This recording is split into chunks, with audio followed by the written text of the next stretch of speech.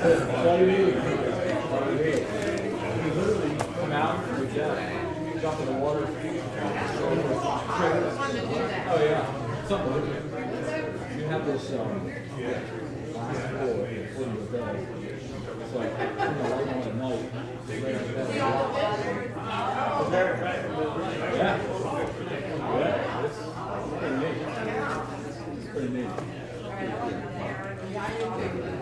Okay, let's say St. Lucia. One of the better ones was in St. Lucia. We did South Coast in Jamaica, which is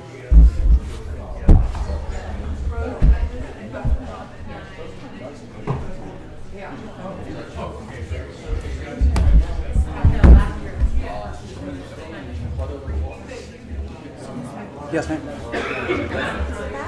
There's another bathroom back there, but it's just a single bathroom. So there's two on. Yes, ma'am. give me a nice ride.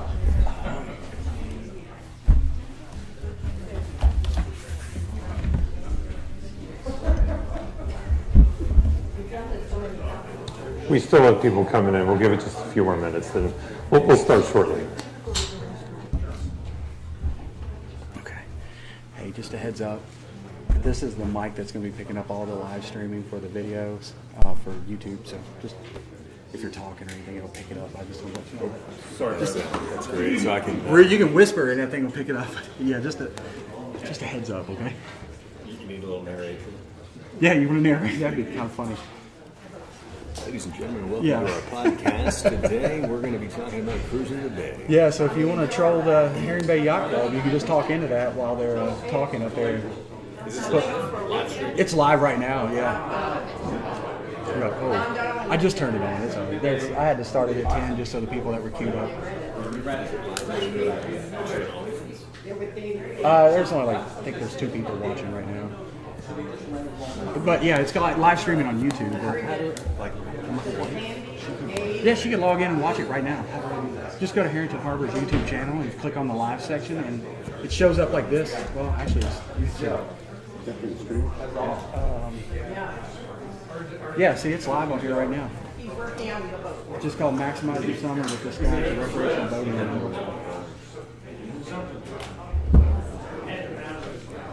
Just a heads up over there, I told him earlier, that mic is what's live streaming the audio for the YouTube channel, and it will pick up everything, whispers, and so just a heads up. And it is live streaming right now. Okay, everyone, may I have your attention? It's about time to start. First of all, I'd like to start with an important announcement. Boating season is almost here. Well, thank you for coming to the Cruise in the Middle Bay seminar. My name is PJ Warwick, and I'm the Vice Commodore at the Herring Bay Yacht Club. And my wife, Lori, back there, she and I have been boating for about 10 years. We've always been at Herrington Harbour South. We're on our second boat. Our kids have grown up boating with us, so it's definitely been a family affair, and we intend to keep it going. And so I'm excited to share some of the experiences that we have, and our experience with Cruise in the Middle Bay is something we very much love. And? Good morning, I'm Tom Wilson. I'm a member of Herring Bay Yacht Club. We've been doing this presentation for a few years, and the beauty of it is we're hopefully going to interest you in the Herring Bay Yacht Club and to come join us for the fun. So we'll talk about that as we go. Like PJ, I grew up in College Park. The first boat we had, my father and I picked it up and set it on the back of the pickup truck and drove it to Sandy Point State Park. So for 55 years, I'm scratching my head thinking, we would go out on a 12-foot Sears and Roebuck rowboat with a 7.5 horsepower motor that never ran. And now I don't go out when the wind's more than 15. And that didn't seem to bother us. So either I've gotten smarter or I'm not sure what it is. So we look forward to talking to you guys, and thank you for coming out on a Saturday morning. Absolutely. We have business cards for the Yacht Club here and at the back table back there. But afterwards, if you want to talk to any of us, if you are a member of the Herring Bay Yacht Club, will you please raise your hand? So we have a strong show. Yeah. You can tell we stick together. But if anyone is interested, please feel free. Talk to any member after this, as well as Tom and I will be hanging around. And also throughout the presentation, we want to invite it to be interactive. If you have any questions, we're not interested in holding questions till the end. If you have questions, bring them up. Also, we all have a lot of cruising experience, and everyone here has experience that Tom and I don't have. We're excited to share our experience, but at the same time, feel free. Want to weigh in on something or offer some thoughts, ideas from your experiences, that is absolutely most welcome, okay? Just have one thing to add. If anybody has anybody that could not make the presentation today, it is live streaming on YouTube. They can just go to Herrington Harbor's YouTube channel and watch it live right now. Thanks, Brad. You're welcome. Thank you all. And so we do want to extend a really big thanks to Herrington Harbour, obviously, for hosting us. They also are very supportive of our club. Our clubhouses at Herrington Harbour South, we have tons of activities at both South and North, but we as a club are not limited to Herrington Harbour. But I mentioned my wife and I have been with Herrington Harbour, stayed at South for 10 years. Our son and our daughter, will soon to be daughter-in-law, are getting married in Herrington Harbour South next year. So we are all in. Yeah, Lori said so was our pocketbook. So yeah, a big thanks to Herrington Harbour. So for the agenda, we do want to talk a little bit about the club, not a few minutes. This isn't an infomercial, but we do want to share a little bit about our club with you. We also want to get to know you. So again, we'd love this to be interactive. What are your experiences? What are some things that interest you in boating? Then we're going to talk about how we select cruise destinations. We're going to talk about destinations on Middle Bay, resources, and Q&A throughout, okay? So a little bit more about our club. One of the things that I really like about our club is the culture.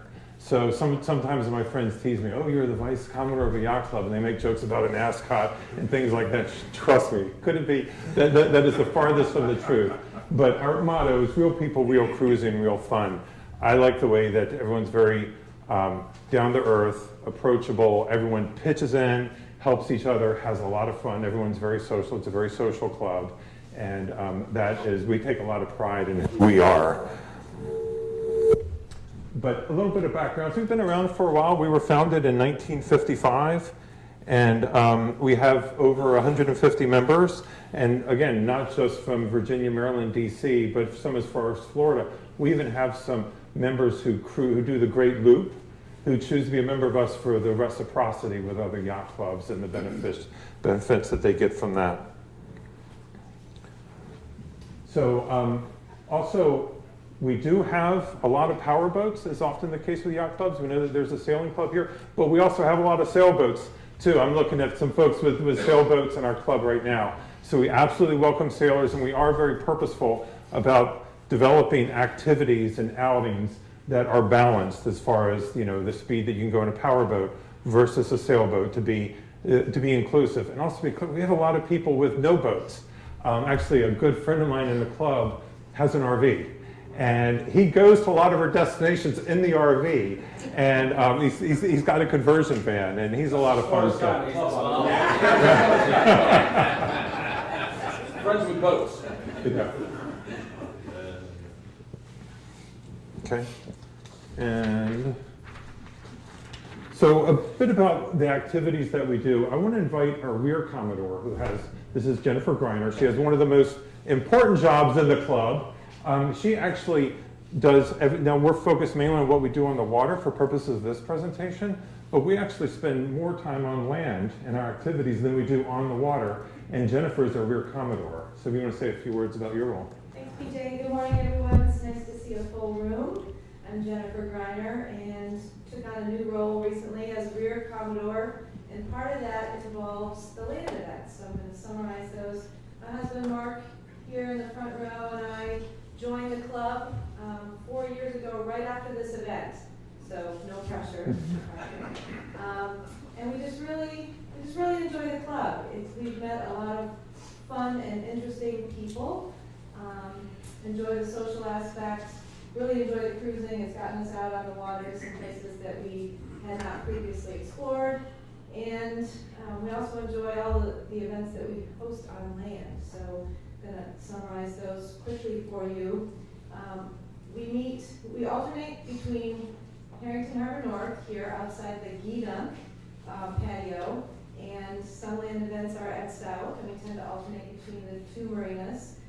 The beach pavilions at South, we have events there. There's a really nice clubhouse that HBYC has at Harrington Harbour South that has been newly renovated, got some nice doors on it, and so a lot of our events there are at the clubhouse. We have a number of happy hours, BYOB happy hours. There are 5 of them scheduled this season. The first one is going to be right here outside at North, outside the Gedum, on May 9th. So a couple of months away yet. Those tend to be bring your own beverage. People tend to bring out an appetizer to share. It's just a nice informal time to get together. Again, we alternate between North and South for those. So there are 5 kind of monthly through the season. There are 7 land events scheduled between opening day, which is May 17th this year, which happens to be the 150th anniversary of Preakness. So that will be our theme. So each event tends to have a theme. Opening day is Preakness. That's catered. Closing day, the fall feast, is in September-October timeframe. That also has a theme. Usually involves cracking some crabs. We tend to have live music at the fall feast. There tend to be some events in between. They tend to be monthly, and they involve more casual fare, and they're catered. Tacos, sandwich platters, burger, like an informal barbecue. And then we have a couple that involve potluck style. Those are a chili cook-off in the fall and a turkey fry closer to Thanksgiving. So 7 land events, 2 of which are potluck, 2 of which are catered, and a few are more casual. The ticket prices are ranging from $40, $50 for the catered bigger feast type events, opening day and fall feast, to $15 for tacos and burgers and barbecue, that kind of thing. Some of the other perks on land are learning about safety. We have some safety-related events, and the reciprocity factor, which, again, at other marinas that you may be visiting, there's a discount by being a club member. What did I miss? So I know land events committee members in the room, raise your hand, because there are several of them. Thank you. Thank you very much. And a quick fun fact, so look at this space. If you go to the local bars and the band's playing, it could possibly be lead singer and main guitarist, right? Yeah. So, Good point. We have extra talent in the club. Name of band, Shoal Sisters. Oh, that's a play on words. All right, let's talk about you guys a little bit, just real quick. How many power boaters? A lot of power boaters. How many sailboaters? Oh, hell, more sailboaters. Okay. Who's in their first year? Oh, okay, well, guess what? You guys are talking us through this one. That's excellent. How about 5 years? Anybody less than 5 years? Okay, at least 5 years. How about new to the bay? Anybody new to the bay? New to the bay? Good. Someone new to the bay? Okay, and then how about day trip versus overnight trips? Day trips? Okay. Anybody like the overnights? Okay, so we'll try to hit on both of those. How about, just so I know, anybody new to Harrington Harbour, north or south? First year? Okay, good for you. Yeah, I found this place, to be frank, I grew up boating on the South River, and we bought a boat here in Harrington Harbour North. I literally walked the docks, and my wife looked at me and said, we're going to leave it right where it's at, and we've been here ever since. So if you're here, I know you guys probably feel the same way as we do. What a great marina, what a great place to be, and a camaraderie. And I'll tell you a quick story, how I got to the club. So we had, my oldest son worked for a fellow that was in the club, 2 of them actually. And they said, hey, go hang out. And the first thing I thought was what PJ said. I said, listen, I don't have thousands of dollars. I mean, they go into the boat, but not into an ascot. And so he said, it isn't like that. It's enjoyable. It's fun. So I wrote the check a week before we locked down for COVID. A week before. I met these people, some of them, like Greg and Kathy, maybe one time before I spent 7 days on the water with them, cruising up and down the bay, all the way down to the Outer Banks, and all the way back. And the camaraderie that we enjoyed was, and I've been here ever since, it was unbelievable. So that's the fun. And I've been boating for 50 some years, and this was probably the most fun 5 years that we've had in boating, is hanging out and enjoying these areas with the club. So just a food for thought for you. Can we change it, or do you want this? Yeah. All right, so we're going to go through some cruising the Middle Bay.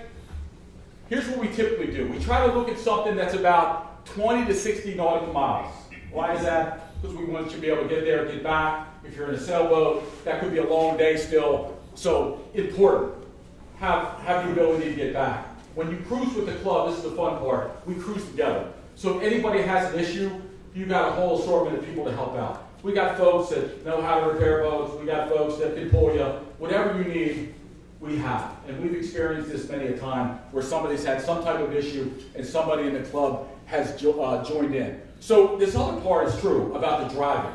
You know, we have an opening day. Our tour is up to Rock Hall. And Andy will go into that a little bit. But Rock Hall has some apartments and so forth right by the marina. And we've had several members that stay right there and join us. So they drive, like our friend, the guy that knows better than buying a boat, he comes in his camper.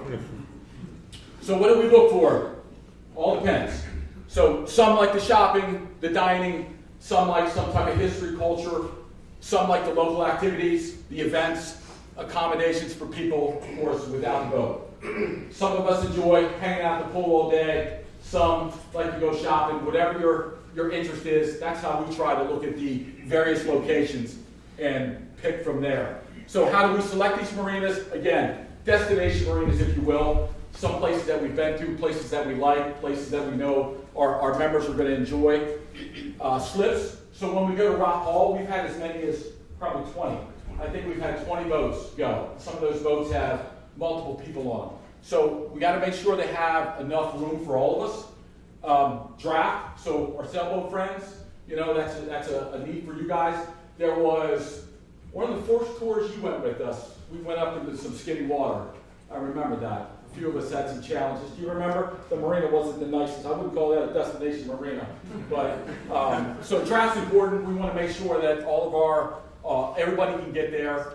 Beam's important, right? So if you've got a catamaran and you've got a wide body, you might need that accessibility of a wider slip. Power, of course. So whatever your needs are there, 30, 50. Accessibility, fuel. Some of our folks, depending, they're going to fuel up each way, so they want to make sure that we've got fuel somewhere available to you.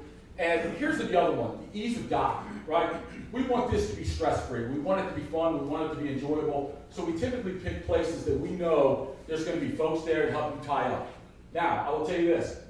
We, as in members, will be competing with them. Because as soon as you roll in, there's probably folks that meet you there. We want to help get you tied up and get you ready and so forth. So everyone's there to help. And of course, as we said, the pool, the restaurant, the bar, transportation. You know, some places have it, some places don't. We'll talk about that a little bit. So if you want to get out and see the town, you know, your feet are going to be the primary tool, especially some of the places that we go to.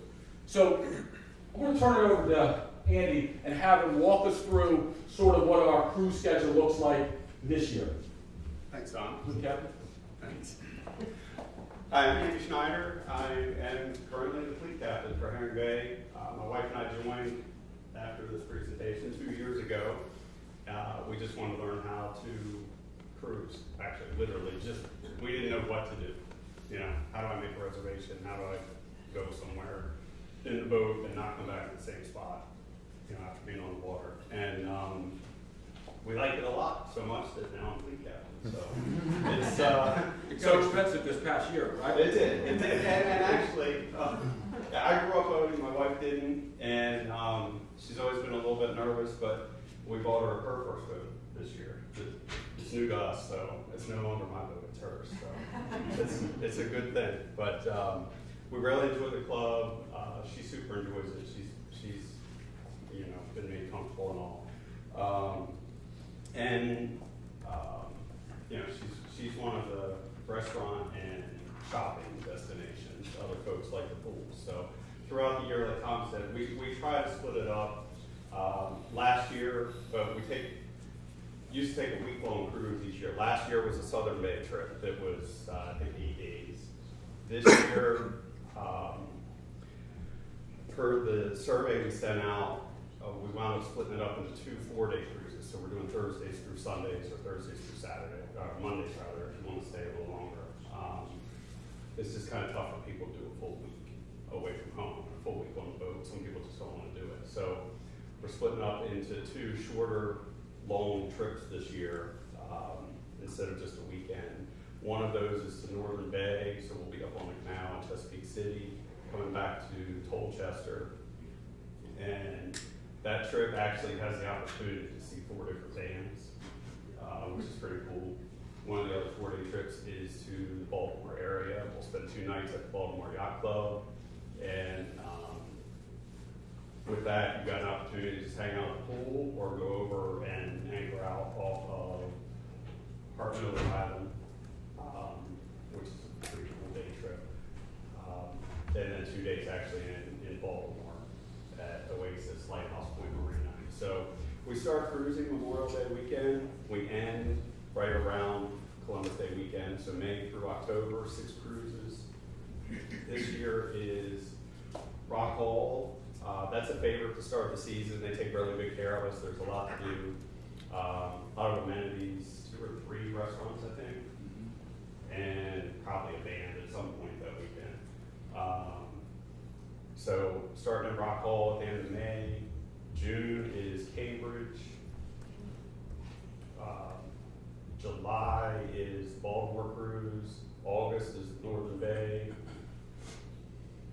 September is St. Michael's, and we actually stay at the Marine Museum.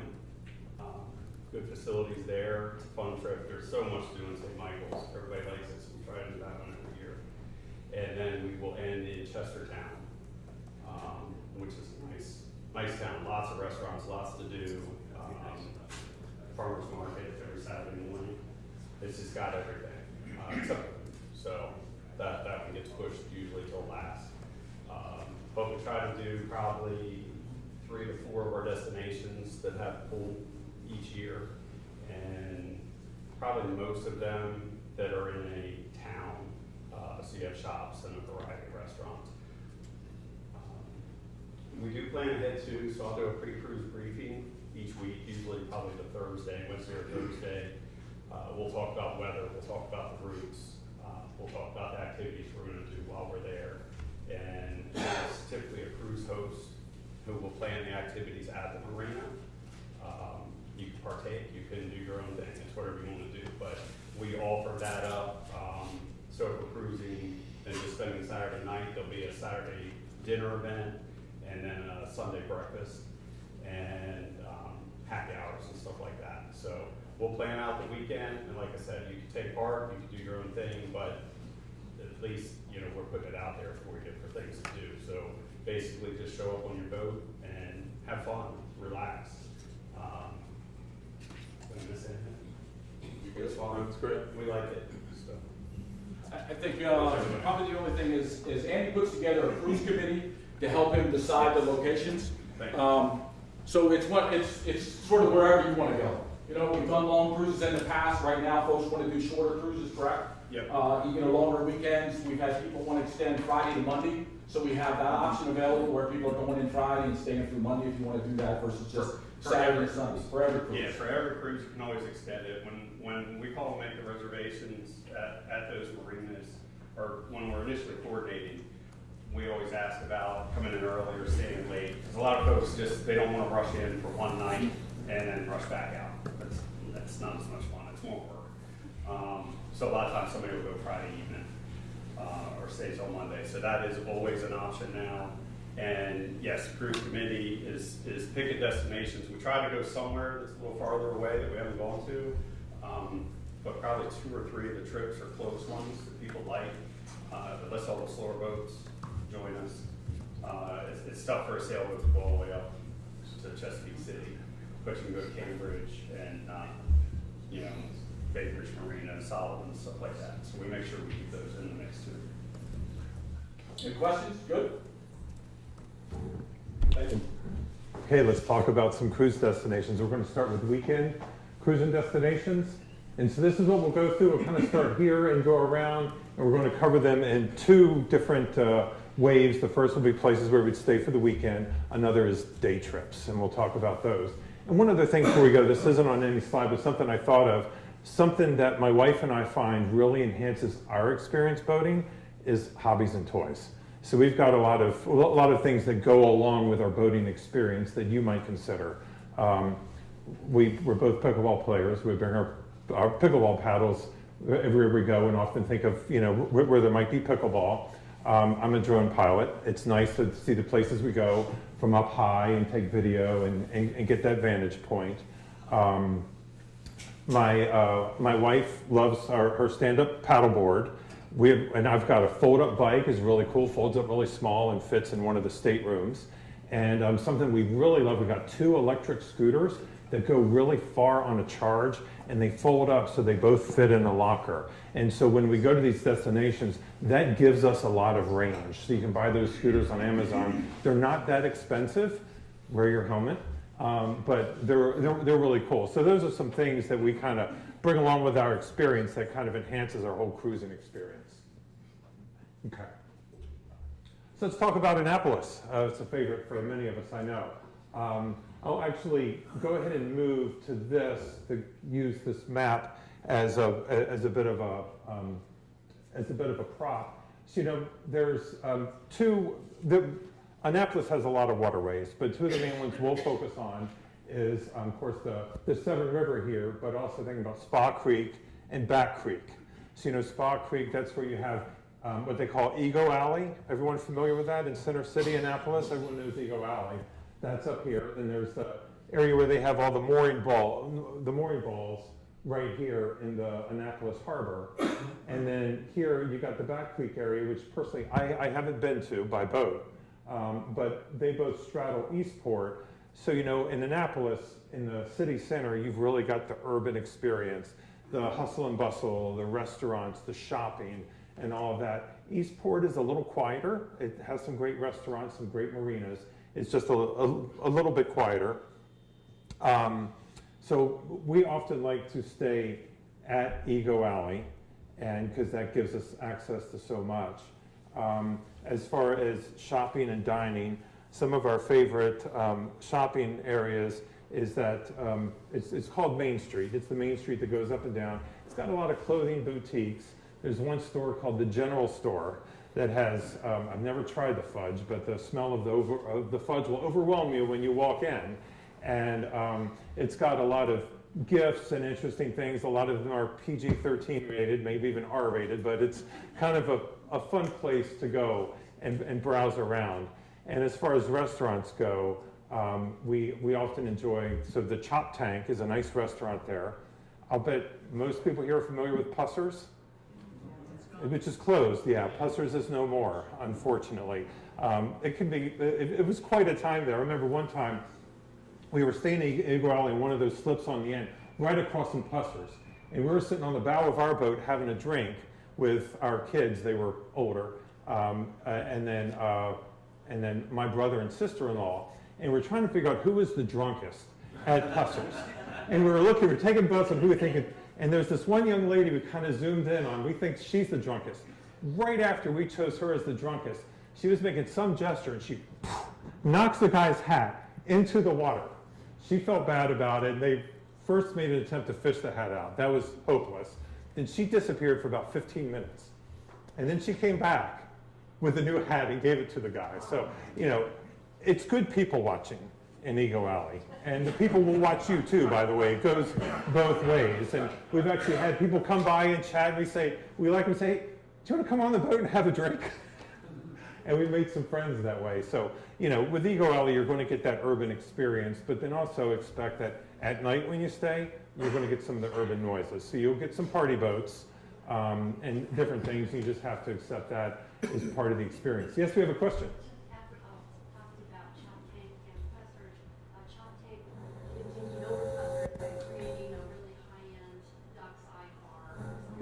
Okay. So it's going to be reopened, but fancier and probably not as rowdy. So I'll repeat that for the benefit of everyone since I have a microphone. And also we have people on the webcast here. So Chop Tank, the owners of Chop Tank also bought Pussers, and they're going to upscale that a little bit into a dockside bar destination. More expensive. Fancier and more expensive. So Ego Alley is gentrifying, I guess you could say. Yeah. Then it was to talk about restaurants and shopping. Restaurants. Another great one is Chicken Roost Deli. That's Annapolis institution. It's kind of it's small, it's cramped, amazing sandwiches, big portions, pictures all over the wall. It's an exciting part of the experience. I'll also share, as you're approaching Annapolis, some things to be aware of. There's a lot of congestion out here on the Severn River, so you have to be prepared for that. And I also get a little nervous with some of the sailing schools there are. You'll see people in really small sailboats, and they're obviously learning. So I slow down a lot and give them a wide berth. You'll also find at the entrance to the Severn River, there are a lot of crab pots. And as we talk about approaching destinations, you'll hear us mention crab pots a lot, for sure. But also as you go around to approach Ego Alley, if you want to go that way, you go deeper here into Spa Creek. There's also the Annapolis Yacht Club here, which has some really big boats, big yachts that are fun to look at. One of them is called Winning Drive, and I understand that is the owner of the Baltimore Ravens owns that one. So it's fun to gawk and look and see some of the things there. It's one of the few places we do not have reciprocity with. So you're not going to use your Herring Bay Yacht Club card and get into that one. Anything else about Annapolis before we keep moving? Yes, sir. First, I have to say I'm disappointed that there's no mascots. That's why I came. For you, you can get one. But do you all moor in Eagle Alley, or do some people are on mooring balls and different slips? Different experiences. So when I go into Annapolis, I grab a mooring ball, right? So you got two fields. You got the primary one that's out here, and then you got the back field, which I think is maximum of 35 feet is what they want. You got of course underneath, back and forth through the bridge. Depending on when you get there, you get there on Friday early, you can probably grab a slip. The beauty of it is you got the taxi, the water taxi will take you anywhere. So me personally, I prefer to grab a mooring ball and watch the show. So everybody coming in and out, it's enjoyable for me. And then when you want peace and quiet, you get back on your, you get the water taxi and boom, back to your boat you go. Yep. And speaking of mooring balls, I'll just mention, further down Severn River is Weems Creek, where there are some mooring balls that are actually owned by the Navy. It's used for if there's a hurricane, the Naval Academy boats can go there. But anyone can stay there as long as you stay on the boat. You have to stay on the boat, and if they ask you to leave, you have to leave. But that happens if there's a hurricane, in which case you'd probably leave anyway. But we've done that a few times for a peaceful night. This gentleman was next in Laney. Yeah, the other mooring balls though, you just first come, first serve. First come, first serve. Yeah, first come, first serve. Shallon, you can go to Annapolis, you do the website, you can find the phone number for the Harbour Master, call them up. They'll make sure they get your money, but that's, all you gotta do is first come, first serve. I don't just for, go ahead, yes sir. Can you repeat what you said about the Navy mooring balls? So the Navy mooring balls, and I have not confirmed this with the Navy, this is through lore that's been passed around, but they are on Weems Creek. It's a very peaceful creek, and we've stayed overnight, and you can do that for a nice, peaceful night, and there's no charge for that. But if they chase you away, you have to go. Okay. Kent Narrows. So I'll walk you through Kent Narrows a little bit. Who's been to Kent Narrows? A lot of folks. So what's the one thing we know? So if it's 23 nautical miles, so if you're going 25 knots, short trip. If you're going 4 knots, a little bit longer, right? Almost half a day there, getting there, 6 hours. The one thing that I know about, there's plenty of transient slips, there's plenty of marinas. I think it's Safe Harbor now owns the one that I think I probably prefer. I'll show that to you real quick. I should say my wife would say, it's not walking friendly. So we were out of something, right? And somebody said, oh yeah, there's a World Farm. Okay, that's 2.5 miles. So that day didn't go well. She called me up and said, next time you're going to World Farm. But if you have a bike, there's great biking trails and so forth, easy to find that way. One thing to know about coming through here is the current.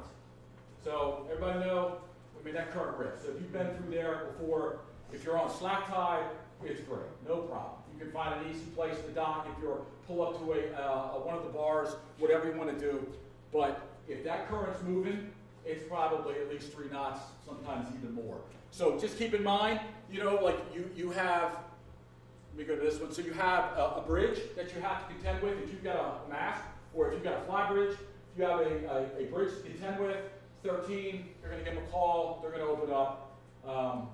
Gets a little hectic. So all I would remind you is, the rules say, if I've got the current at my butt and it's driving me that way, I've got the right of way. I would tell you that most people don't follow that. Sometimes they follow he who is bigger goes through first.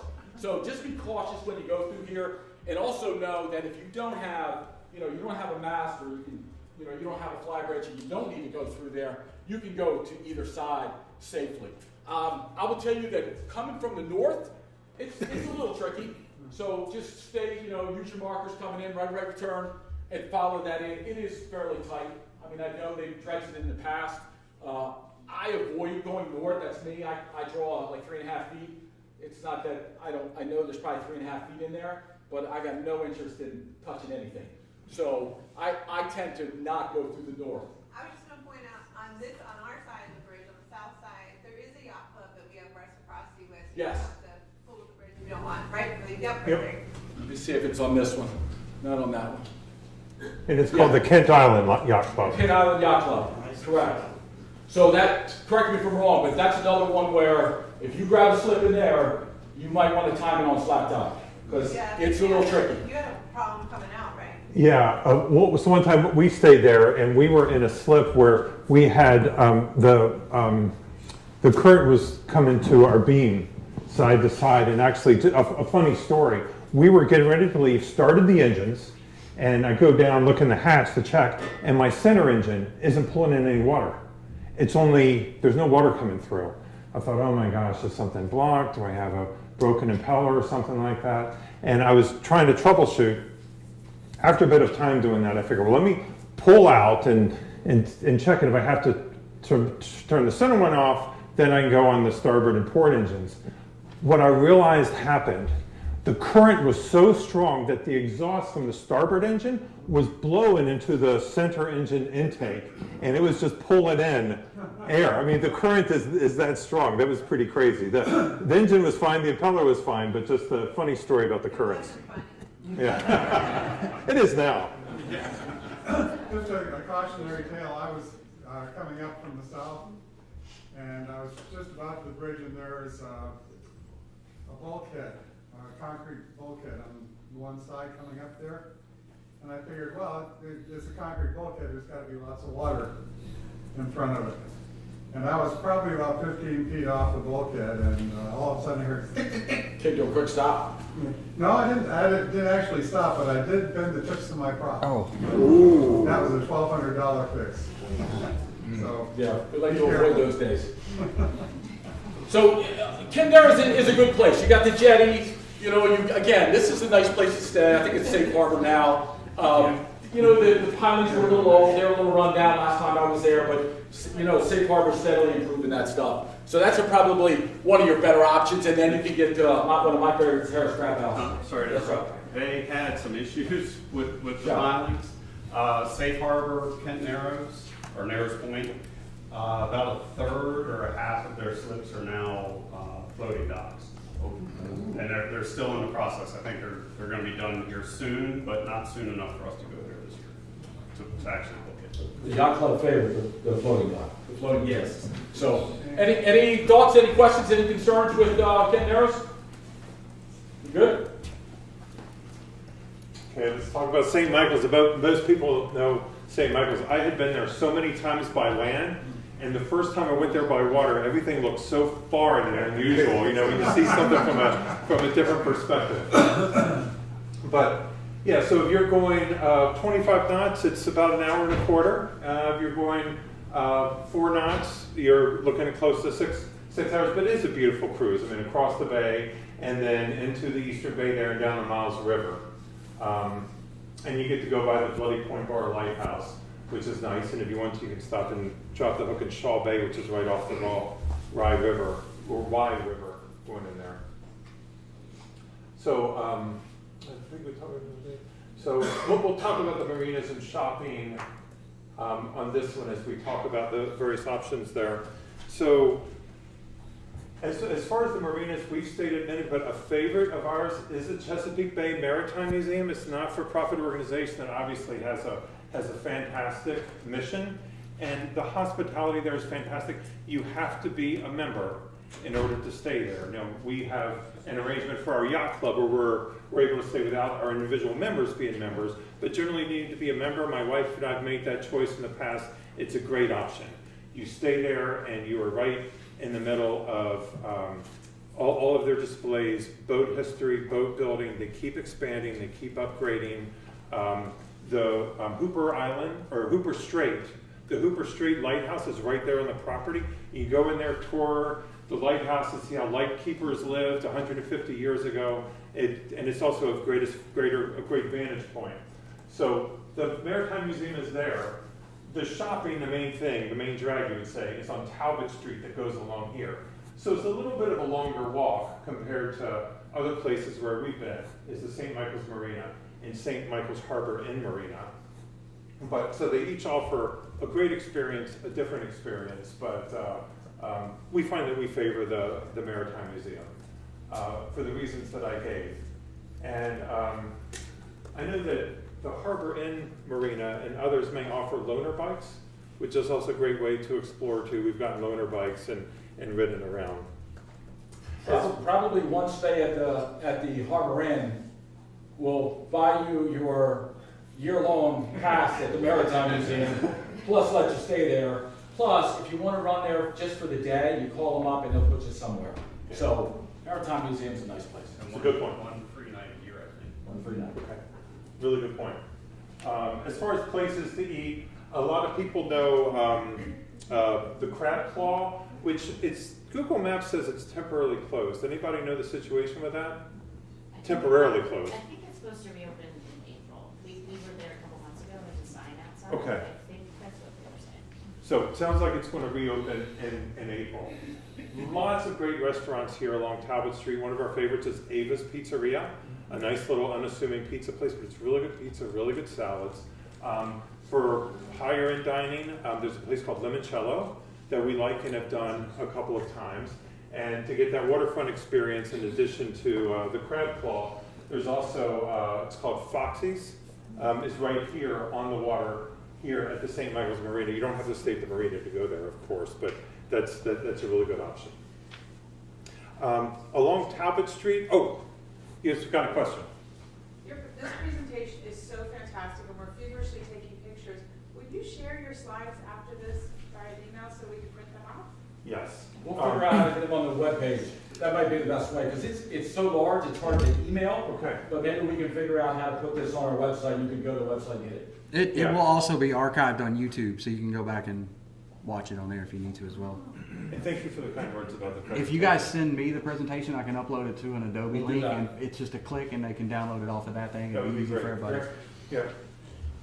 Thank you. You're welcome. We'll put it in the Good question. newsletters. Okay.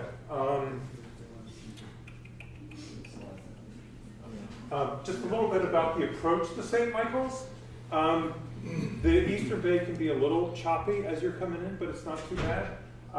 You go through the Miles River. It's kind of a winding channel, but just so beautiful. But there's not a lot to speak of in terms of obstructions, and crab outs aren't too bad. As you go into St. Michael's, it can get a little crowded. You'll find people anchoring out here, dropping the hook, and they'll dinghy into St. Michael's. And you'll just see general traffic going. And more you see large boats in St. Michael's, your 80-footers and so on. They tend to stay at the St. Michael's Marina here. But otherwise, navigating it is pretty simple and straightforward. Any questions or comments about that? Who likes to drop their anchor and dinghy in?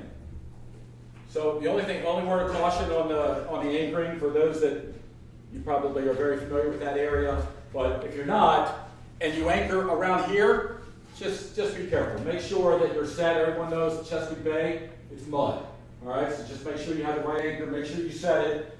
I've come back out after a ride in and gone, where'd my boat go? And it went back here. And I don't know, honestly, I don't know if that was a wind or current change or what it was, but that was a scary moment when the boat disappeared. So just make sure you're good. I haven't figured out how to use my anchor alarm. It's usually with me because it's on the phone. So I haven't figured out how to leave it on the boat to alert me that it's drifting down the waterway. But just keep that in mind. I have never gone in here and anchor, but I've seen plenty of boats do it. But if you're probably more protected in here. But if you anchor out here, just make sure you're set, make sure you're comfortable, and you're not going anywhere. Yeah. It is also a great place to explore with your dinghy, which we've done before. You just go around. There's obviously lots of nooks and crannies and boats and things to look at. Okay. Oxford. This is one of my favorites. Again, this is a short ride, 26 nautical miles. It's again, if you're going 25 knots, it's a short ride. An hour or so. Of course, half a day, a little over half a day if you're going by sail or trawler. But easy shot directly across the bay, right? Straight shot. Weather's good. So summer times, typically we get the south wind, and that's typically an easy ride across. You got two options. You can cut through Tilton Island, or you can go around. I typically go around because I'm running more toward the faster speed, so it doesn't really save me any time to cut through. But I'll show you that for a minute. There's various marinas in Oxford. You've got Safe Harbour. We've stayed at Safe Harbour. We loved it. It was redone, floating piers, most of them. Very nice place. Small, quiet town. This is not St. Michael's, right? If you've been to Oxford, this is definitely not St. Michael's. It is nowhere near as lively. Somewhat walkable. Have your walking shoes on because you're going to huff. You're not going to find Uber, I'll tell you that. You're not going to find Uber at Oxford. So if you get there and you don't, maybe you're full and you have trouble getting back, it's going to be a long huff. But there are some good restaurants, and probably the most amazing thing is I got the best Scottish ice cream place I've ever been to. So that place, there's a restaurant next door to that's pretty good. Every time we've gone to Oxford, we've tended to use the marina that's right next door to that, and that's an easy walk. It was less than a mile. So again, you're coming up, you're entering the river this way, you're coming around, and then you're entering into Safe Harbour up in the top there. And again, so some of the places you're going to walk to, the marinas down around here, and you'll hit the restaurants. Easy walk, easy ride, nice place. Not a whole lot going on in Oxford, though. If there's not a whole lot going on and you don't want to stay the weekend, I think where the purple box is where the ferry goes, and there's a town dock there that you're allowed to pull up for the day, and there's no charge. You just have to push off by the time. That's a great idea. Bring your own fenders. Bring your own fenders. Just keep in mind, nobody's slowing down as they go up this way. So you're gonna rock a little bit. We're only gonna rock a little bit. That's why as soon as you pull into here, it goes to 6 knots. You can pretty much tie up. If you go to the restaurant, just be careful. The restaurant, the piers there, I haven't seen much improvement on those. They're a little rickety, but that Safe Harbour, Oxford, is a nice place. Bring people, nice pool, good place to hang out if you want to go there for a night. And that's a good shot of it here in the lower corner. Again, you're gonna come around this way. A lot of traffic through here, so nobody's slowing down again. And then you get around a point, and inside, that's where you're going to see people slow down and enjoy that. Also on Saturdays, usually a regatta going there with a lot of little boats. Yeah. Oxford. Yeah. Beautiful place. Beautiful place. It's a nice trip. It's a nice place to go overnight. That marina treated us like gold. And the marina we've been to, the Safe Harbour, also has loaner bicycles, which are great for riding around and exploring the town. I want to say we had a day there. Was it smoking hot or whatever it was? They had a pool. They had a pool. They let us use the clubhouse, which was air conditioned, because we had a happy hour. So it's just they're very accommodating, no doubt. Also, if you're so inclined, when you're going to Oxford, have the Zillow app on your phone because it's fun to look at the real estate. There's some nice houses there. Ones that are way beyond me, for sure. But, all right, let's talk about Cambridge. Yes? Well, another thing with Oxford, which is beautiful, a lot of people don't know about it, is the Robert Morris Inn. Yes. That is a beautiful place. Whenever I go, I always go there for breakfast. And if people don't know, that's where the book Chesapeake. What's his name? Yes. Bishop actually wrote the book at the Oxford Inn and looking out, and that's where he wrote the book. Yeah. And it's really a beautiful place to go. So I didn't know that's down this way, and it's down here. Can it? It's not. It's right across from It's the actually Yeah. very close to where. It's at the top. Right here by the ferry. Right by the Right, Right here, It's Right, an coming easy down here right walk. there. Yeah. by the ferry. So it's an easy walk back. Will you repeat the name? Yeah. The place where Bishop wrote the book, So tell us the name again. the Chesapeake. Chesapeake. Robert. The Robert Morrison is the restaurant. Then there's a restaurant here we enjoy called Capsize, where sometimes we do a dock and dine there. You can dock right at Capsize. And if I'm not mistaken, you can look it up, I think it's like the oldest operating inn on the Chesapeake. Yeah. So it's very original. It has a very historical feel. Very nice. Where does the ferry go? To Bellevue. I don't know. I know it's called Bellevue. Anybody familiar with Bellevue? It goes to just south of St. Michael's. Okay, south of, can you tour St. Michael's on That I foot? don't know. Okay. We years ago, we stayed at the museum in Oxford, Okay. in St. Michael's, and I don't know how we got bikes. I don't know if we got it from that marina, or it was a time, I don't know if they still do, that the museum was giving members bikes to use. Okay. We biked from St. Michael's to that, I didn't know it was Bellevue. It was a long bike ride, it was like 13 miles. Okay. But then we took the ferry over to Oxford and went around, so you can Okay. get to St. Michael's, but Get back and forth. it's a trek. So the Maritime, I'll just repeat that for the benefit, to make sure everyone heard. So the Maritime Museum in St. Michael's sounds like they, at least one time, had loaner bikes. They may still have them. Okay, but you can ride that bike. It's about a 12-mile ride to Bellevue. Then if you'd like, you can take the ferry from Bellevue to Oxford, so you can hit Oxford as well. It's a great point. It was fun. Yeah. Okay. Wait, I'm going the wrong way. I'm rewinding. Okay, Cambridge. So I grew up on the Eastern Shore, like down here, and I rode through Cambridge countless times on Route 50. And really, there was just a Walmart and not that much that I noticed, and a really pretty bridge. There's an American Legion there. Not till we got a boat did I fully appreciate Cambridge. So if, like me, if you've kind of written off Cambridge just based on only seeing it through Route 50, I'd encourage you to consider it as a boating destination. We'll talk a little bit about it. I'll go right to the map. So there are two main places where you can dock in Cambridge that gives you two very different experiences. And we've done both as a club, and my wife and I have done them both over the years on our own. So one of them is the Hyatt Regency down here.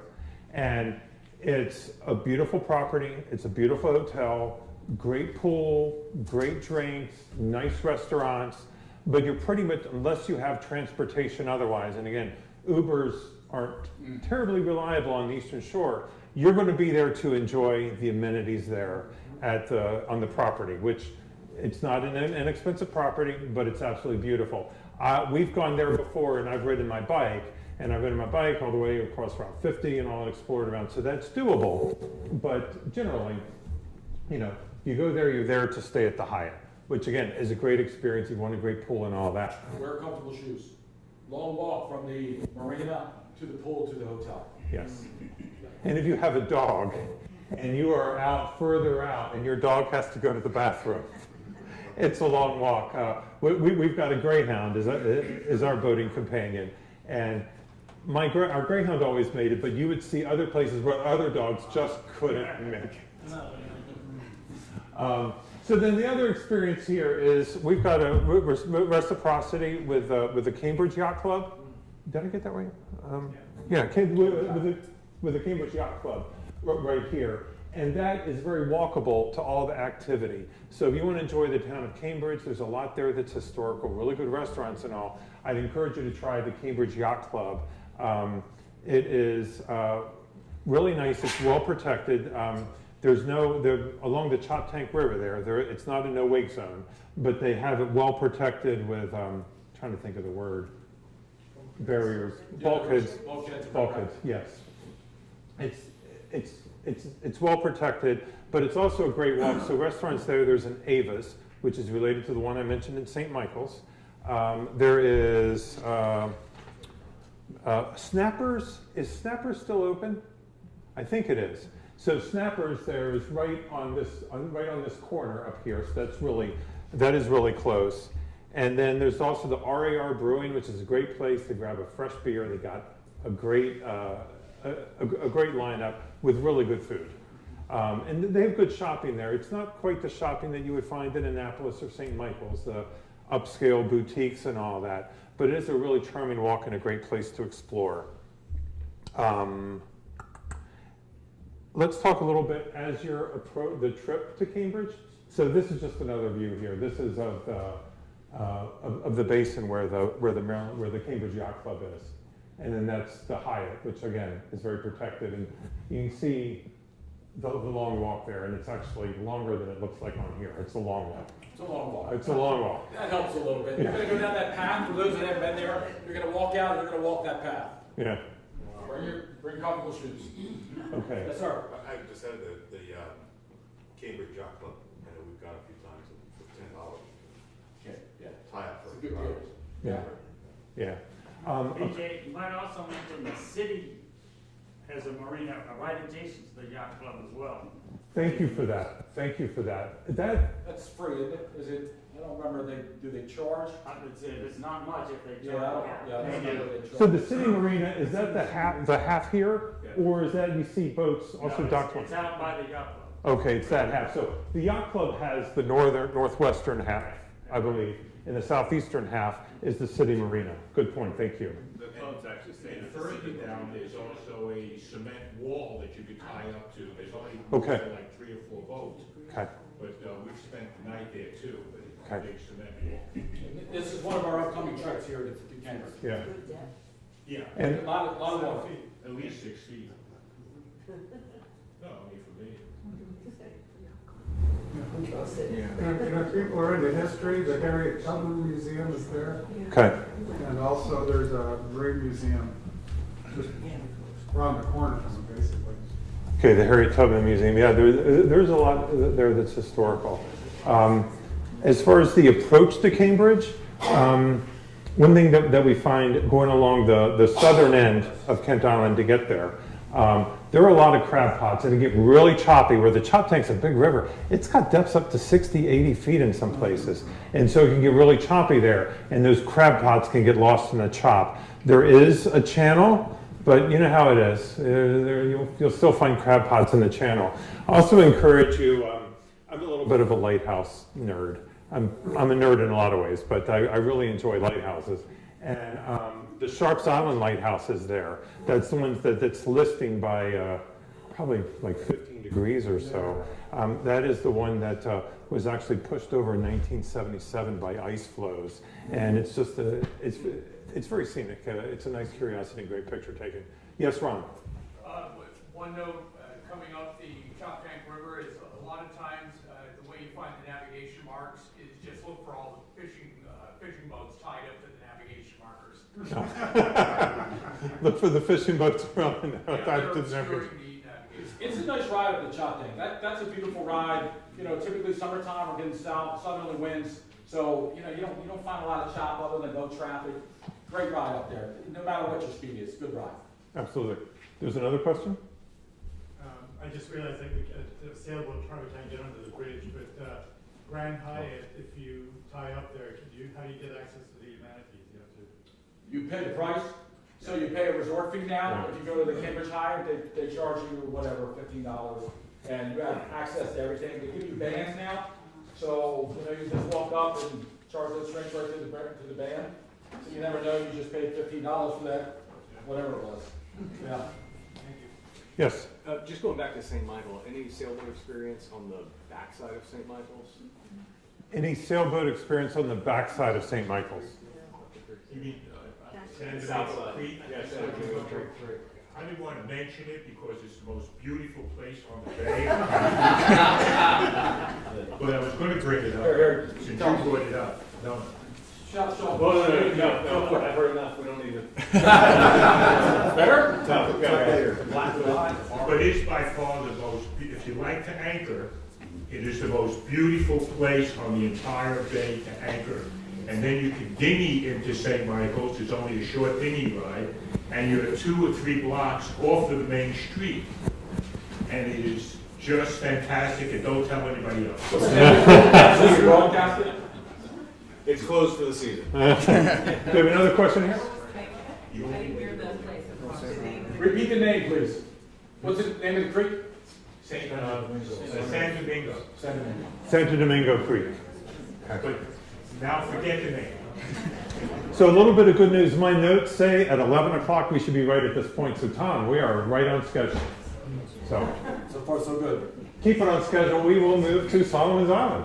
Solomon. So, you know, I probably spent most of my time on the South River until we bought the boat and stayed down here. So I had never been to Solomon's before I moved the boat here. Not by boat, at least. So I will tell you that this is a beautiful run on the right day, right? So just keep that in mind. I mean, this is pretty telling, but we are here, and Solomon's is here, and there is nowhere to go, right? I mean, there is. Parker's Creek is a little of a breezy point, but you do not want to get in and out of that. I mean, if it's rough, that is not a place you want to go hide. So just pick your day, right? Pick your day, watch your weather and so forth, but Solomon's is a great place. 33 nautical miles. It's like, for me, it's like a 2-hour ride. It's beautiful. All day if you're coming down, 8 hours by sailboat, but it is a beautiful day on the water on the right day. I would say, yeah, we talk about it separated from most other locations, right? It's sort of in the middle of nowhere if you think about it. There's not a lot else down there. So when you go to Solomon's, that's your place, that's your destination.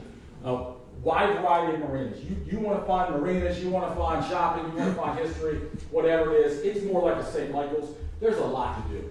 You do need to walk, right? I mean, I'll show you the island. So real quick, so here's the island, and you're going to come in, and you're going to stay somewhere in here, and you're going to walk down this way. I try not to spend too much time at that tiki bar, because that can be dangerous. But most of those places, a lot of the restaurants, we've traveled to are right in this area here, and we haven't found anything bad yet.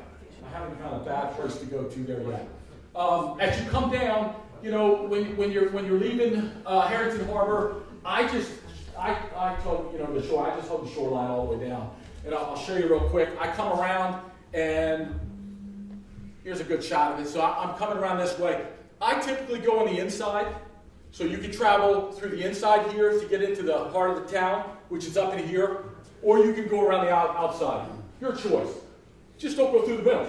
So plenty of water here. You will not have any issue finding the markers. It's easy if you're using map, and even if you're using your phone, you will not have any issue finding the track coming through here. It's just right here. It's shallow, and avoid that if you can, like the plague. There's traffic. Solomon's a busy place, so there is a lot of boat traffic sort of right through here. But once you get through here, typically we stay up in this area, typically here at this marina, and then walk our way down. But plenty of places, plenty of options. You can't go wrong. I mean, you see them all, right? We've stayed in Safe Harbor, Zanizers. I've stayed in Spring Cove Marina. We've had friends come down and meet us, and they've stayed at the Holiday Inn. They were still called a Holiday Inn. Those are the hotel there. So another good place to stay, another good easy travel. And just, again, when you pull out of there, just make sure the weather's on your side, because when you go back, it could be a tad bit bumpy. So let me walk through a few of these, and PJ, jump in wherever. These are some other destinations that we've been to. These are a little farther away than your 20, 40 mile type of one day or easy weekend. If you're in a sailboat, some of these are even a little too far for, it'd be like a 2-day ride. Baltimore. Probably most of you know Baltimore. There's some great places to go to in the harbor, outside the harbor. Great places. Middle River, we've stayed in Middle River. Again, nice places. You can find various marinas. They don't have a lot, correct me if I'm wrong. We've tried to stay there as a club, but some of the marinas there can't handle too many boats. They're 1 or 2 boats. So if you're traveling by yourself, probably not an issue. You can probably pick any marina and get a transient slip. If you're traveling like with a club, it gets a little harder because they're a little tough to find slips up there. We've got reciprocity. Yeah. You mean with the Baltimore Yacht Club at the Middle River? Middle River and Baltimore.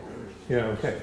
So we went to Baltimore, enormous pool, friendliest people, not a lot of folks there. I think they're trying to grow that yacht club back, grow the marina back. We ate there, just the nicest people in the world. And I just, well, hopefully you'll see a surge. And in the Middle River, there are a lot of options if you have a dinghy to go around the river. Lots of restaurants.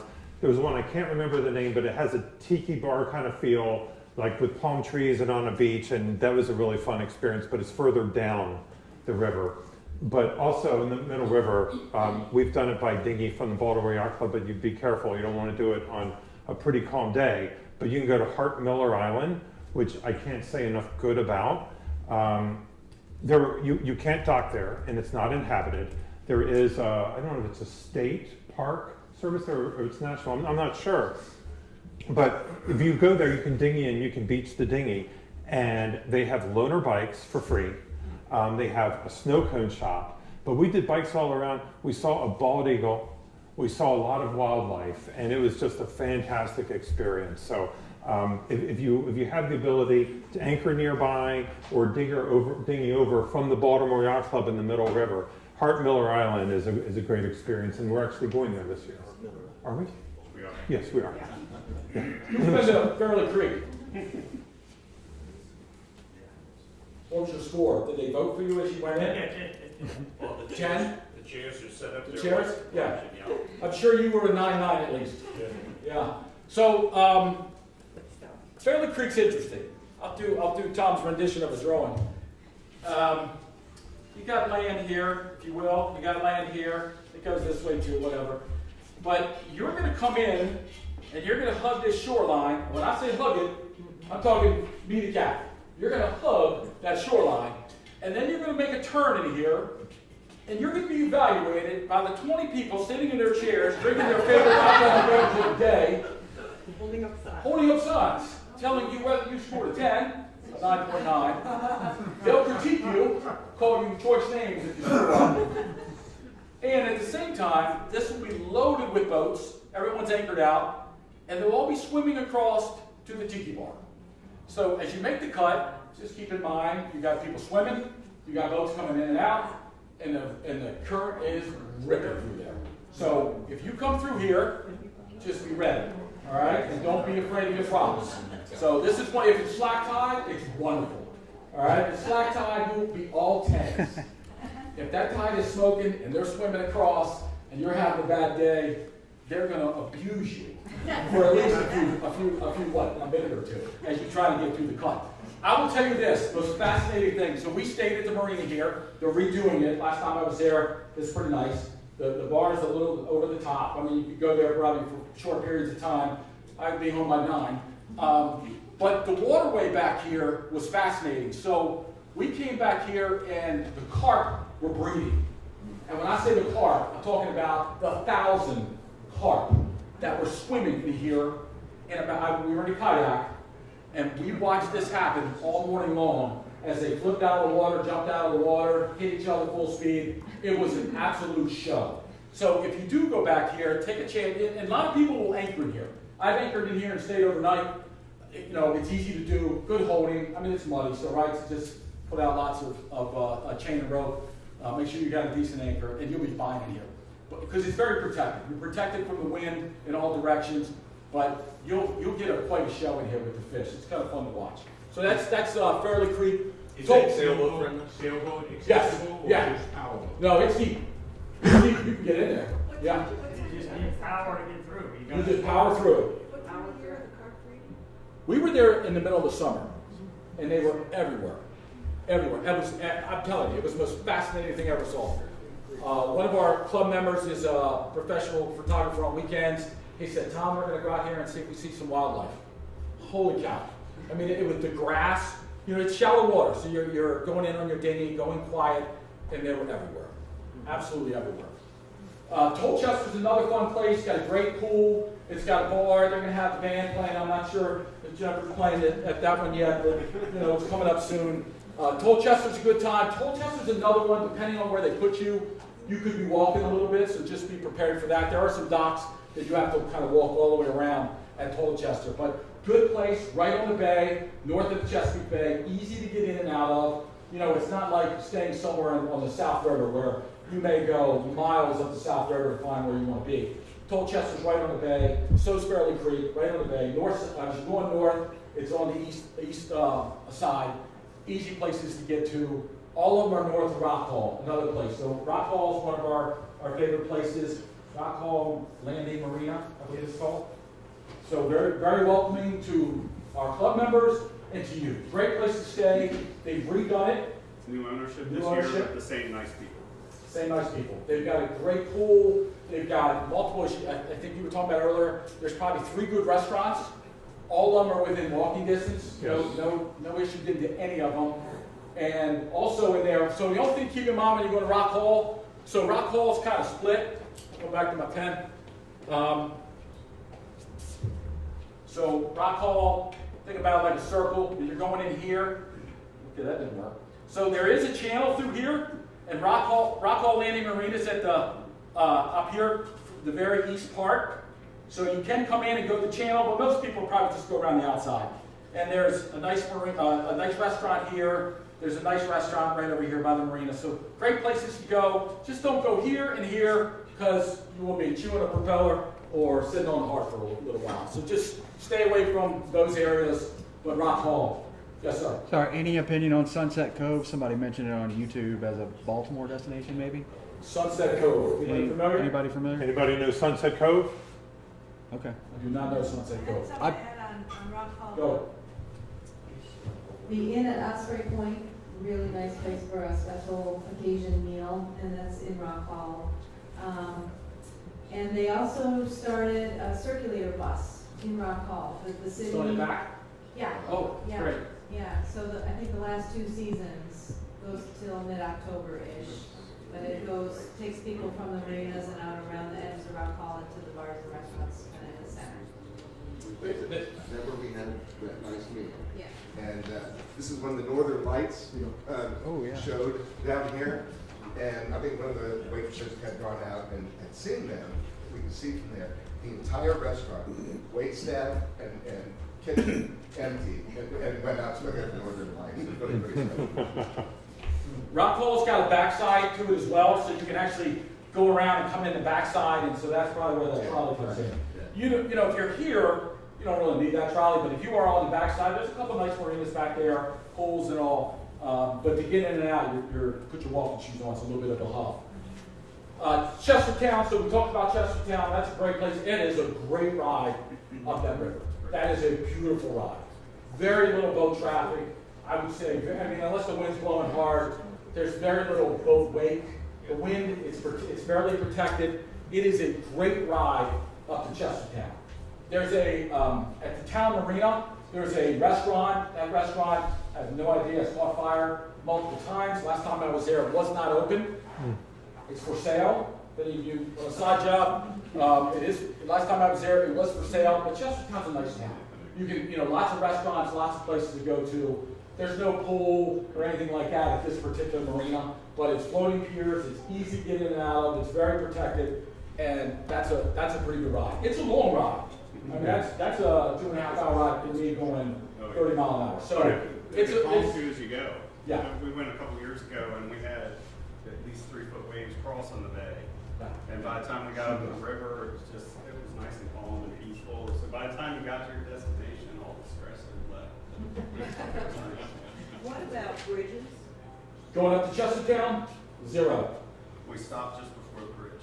So the Bay Bridge, you're under, correct, and then that's it, clear sailing all the way up, and then there is a bridge on the north side. You mentioned the Sultana? The tall ship? Oh, the tall ship. Yeah, the tall ship. The Sultana is one of the tall ships that's berthed at Chestertown, right adjacent to the marina. And on weekends when they're in the port, they offer tours and rides on the Sultana. Is there a pirate ship? I didn't know that. There's some working boats there that are museum research working vessels. Yes. It's pretty cool. Very, very nice town. Onancock, another beautiful place. Again, a town marina, a little bit of huff to get there. If I'm not mistaken, I ventured that 75-mile run, give or take.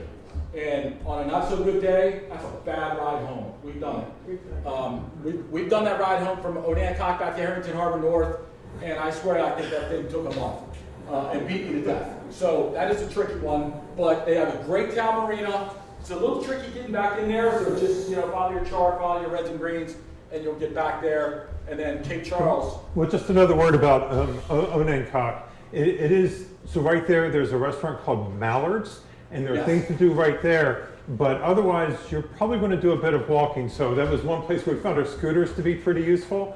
And I don't know, everyone has their preferences. I don't know that I would do Onancock as the destination, but we've done it.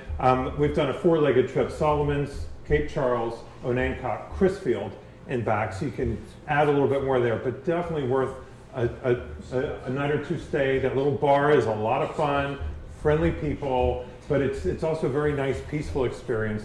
Also a great place we enjoyed exploring on our dinghy. Yeah, Mallard's is probably maybe 80 yards away. Yeah. It's close. Yeah. Very close, and it's very good. Owner will treat you the best. Cape Charles, that's a hub, right? So that's the lower part of the bay, eastern shore side. That's probably 115 miles, give or take, depending on where you're coming from. Again, you're right smack down the middle of the bay. So if you're going in the summer, in the south, you're going to bump into it, or the likely in the back, the wind will be at your tail. So, but Cape Charles is a working marina, in Tom's opinion. There is a very nice place around the backside. It's changed names a few times. At one point it was called Kings Creek. I think it had an oyster name in there at one point. It looks beautiful. They have all these rentals that make you feel like you're in Bermuda. They're all different colors. It's gorgeous. They have a nice pool. But I will tell you this. You are going to bump the bottom. Just know, I don't care who you are, you're going to bump the bottom. Maybe if you can raise your outdrive or your trim tabs or your outdrives, you might be able to get through. But I went into the backside of Cape Charles. The harbor is a breeze. It's deep water, it's commercial shipping, you've got plenty of boats in and out of there. Fuel's cheap, so if you need fuel when you're coming up that way, Cape Charles is a great place to stop for fuel. That is probably the cheapest place in town. But if you go around the backside, just know, it is snug. I bumped many times trying to go in there, and then trying to get into my slip, it was tricky. So all sand, all mud, I didn't dig anything up, nothing got beat up, but just know that that's a tricky one to get into. So we've gone to Cape Charles many times, and it's one of our favorites. So it's been the destination for us. We've also used that as a stopping point to and from Virginia Beach. Like Tom described, you see a lot of big ships there. A lot of them are working ships, and you'll see some machinery. I forget what they were loading, looked like concrete or something. But then you'll also see a lot of pleasure boats. It's also a popular place for large yachts that are going up and down the East Coast to stop. One thing that I like about it, we do like to stay in the working part of it. There's the Cape Charles Yacht Center, the Cape Charles Town Marina, or something like that. But also you see different sea life. The water looks different. It's a little greener. We saw a jellyfish that big. The fish are more colorful. The marine plant life is more colorful. So you start to get a feel that you're in a different place. 2 words for you if you go to Cape Charles. Golf carts. They're so much fun. There's so much to do there. There's got the beach, exploring all around town. There's a brewery I'll tell you about in a moment, but the golf carts are really key. And so I'll put my wife on the spot. Tell about our experience with the golf carts. Gotta book them really early. We're going the last week of June. I called in January, and our go-to guy was sold out, but gave me a buddy, and I got the buddy's one of his last rides. In January, they were sold out in June. For June. Yeah, but the golf carts are a great experience. And so you can ride along the street, though. There's also some back ways that you can go. There is a brewer, I think it's called Cape Charles Brewing Company. Yeah, Cape Charles Brewing Company is just fantastic. Really good beer, very golf cart accessible, and great food, and just a nice overall experience and vibe. But like I said, Cape Charles is one of our favorite places. In the lower bay, what kind of problems do you have potentially with jellyfish following in your strainers and stuff? We haven't had any problems. I've never had the issue. Down in the lower bay. Right. Never had the issue. Anyone had issues with jellyfish getting in your sea strainers in the lower bay? We haven't had any problems. A few in the marina, they had up to 7 in the air conditioning. Yeah. One thing that we do find about traveling the lower bay, there's a few thoughts off the top of my head. The mouth of the Potomac can get really choppy. You can be cruising nice and smooth, and suddenly you're rocking and rolling. That's the mouth of the Potomac. There are a lot of military installations there, a lot of military activity, submarines, and also keep your radio on, pay attention. They may hail you and ask you to get out of the way. One of my favorite sites down there, it's called the American Mariner, is that what it's called? There's a ship that they sunk in like 6 feet of water, and it's sitting there, and the hulk of the ship is staying out, and the Navy uses it for practice. For practice. Yeah, for practice shooting, and it's all just riddled. So it's fun to go up there. There's a circle you're not really supposed to go in, and every now and then I cross the circle just a little bit, Great fishing. just to take a closer look. That's just south of Yeah. Maryland into Virginia. Yeah, and if you're in there and you're not supposed to be in there, apparently the boats and the helicopters will let you know before they start. The helicopters will let you know. You're good. You're good. They'll send you away first. And the gunships, when they have the aircraft carriers and the nuclear submarines going over the Norfolk, those gunships will tell you also to get out of the way. Yeah. Had that experience.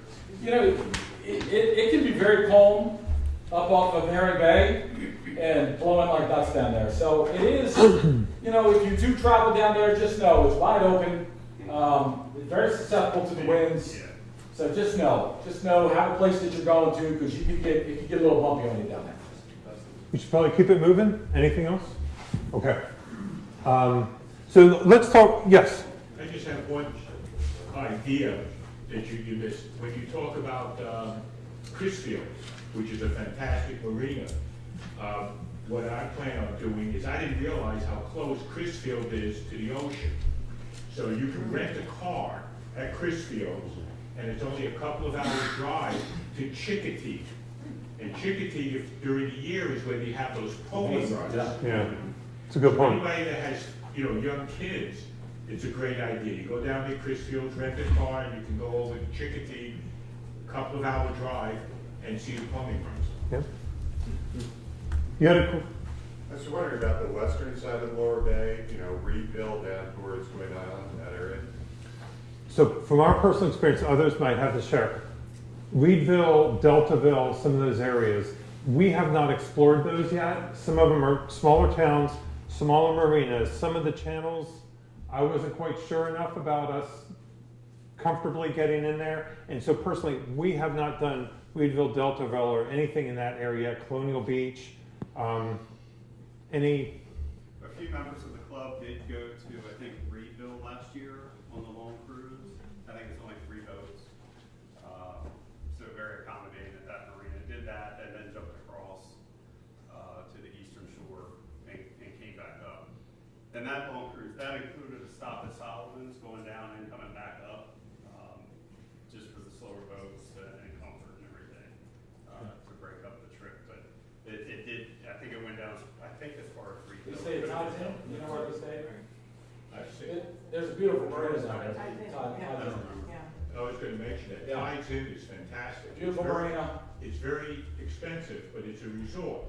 Has a golf course, has pickleball courts, has a fantastic, I take my wife down there for I call it my first mate experience, and you have a nice, you get massages and stuff down there.